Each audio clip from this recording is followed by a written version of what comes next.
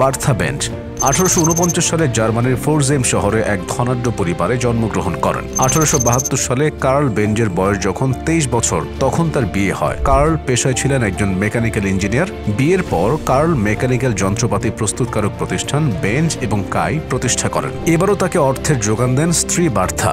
এই ব্যবসা সফল হয় কার্ল তার দীর্ঘদিনের স্বপ্ন যন্ত্রচালিত গাড়ি তৈরির গবেষণা শুরু করেন। 1885 সালে সর্বপ্রথম মোটর চালিত গাড়ি তৈরি করতে সক্ষম হন কার্ল। 3 চাকার এই গাড়িটি ঘন্টায় সর্বোচ্চ 25 মাইল বেগে চলত। জার্মান আইন অনুযায়ী সে সময় কোনো বিবাহিত নারী প্রতিষ্ঠানের মালিক হতে পারবেন না। তাই পরবর্তী বছর কার্ল যখন মোটর গাড়িটির সত্ত্ব লাভ করেন তখন তার নিজের নামেই নিবন্ধন করেন। 1888 সালের 5 আগস্ট একই সাথে রচিত হয়েছিল বিশ্বের ইতিহাসের অনেকগুলো গুরুত্বপূর্ণ ঘটনা। বার্থা বেঞ্জ নামের এক নারী এদিন তার স্বামীর নব আবিষ্কৃত 3 চাকার মোটর গাড়িটি নিয়ে রাস্তায় বেরিয়ে পড়েন স্বামীকে না জানিয়েই।